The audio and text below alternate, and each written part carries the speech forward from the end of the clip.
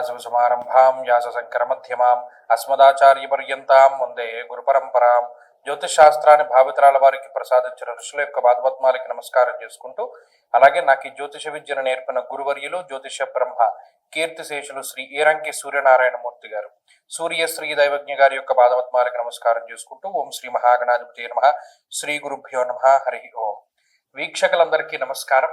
ధనురాశి వారికి వారం మధ్యస్థమైనటువంటి ఫలితాలు గోచరిస్తూ ఉన్నాయి.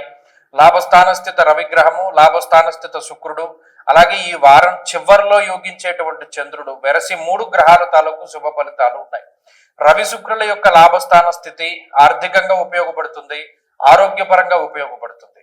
అలాగే కుటుంబ పరమైనటువంటి వ్యవహారాల పరంగా కుల ఆచారాలను పాటించేటువంటి విధంగా ప్రోత్సహిస్తుంది.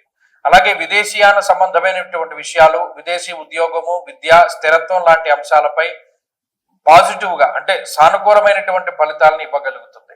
ఈ రాశి వారికి అష్టమ గురుడు, అర్ధాష్టమ శనేశ్వరుడు, అలాగే వ్యయస్థాన స్థిత కుజబుధులు ప్రధానమైనటువంటి దోషాదులు. ఈ వారంలో చంద్రబలం తక్కువగా ఉండడం వల్ల మానసిక ప్రశాంతత కూడా చాలా తక్కువగా ఉంటుంది.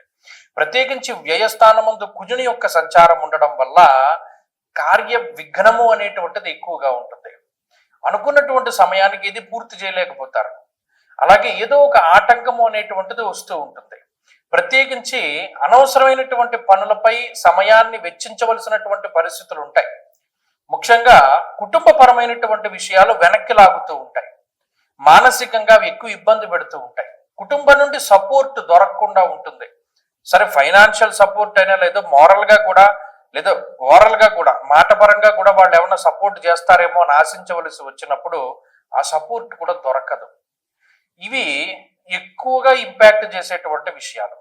అలాగే గత వారం నుండి కూడా నేను చెప్పుకుంటూ వస్తున్నాను, విలువైనటువంటి వస్తువుల్ని చాలా జాగ్రత్తగా పెట్టుకోవలసింది ధనురాశి వారు. అలాగే ఎలక్ట్రానిక్ గూడ్స్ పైన ఎక్కువగా ధర తగ్గిపోతూ ఉంటాయి. అంటే ఇవాళకు ఉన్నటువంటి రేటు రేపు ఉండదు, తగ్గిపోతుంది. అలాంటి వాటి మీద ధనాన్ని ఎక్కువగా ఖర్చు పెట్టడం అనేటువంటిది మానుకుంటే ఉత్తమము. అలాగే ప్రస్తుతం ఉన్నటువంటి పరిస్థితుల్లో స్పెక్యులేషను, జోదము ఇటువంటి వాటి మీద పెట్టుబడులు పెట్టడం అనేటువంటిది తగ్గించుకోవాలి. అలాగే కష్టే ఫలి అనేటువంటి విషయాన్ని దృష్టిలో పెట్టుకోవాలి. అదృష్టం తక్కువగా ఉన్నది అనేటువంటి విషయాన్ని అంగీకరించడం కూడా ఉత్తమమైనటువంటి విషయం.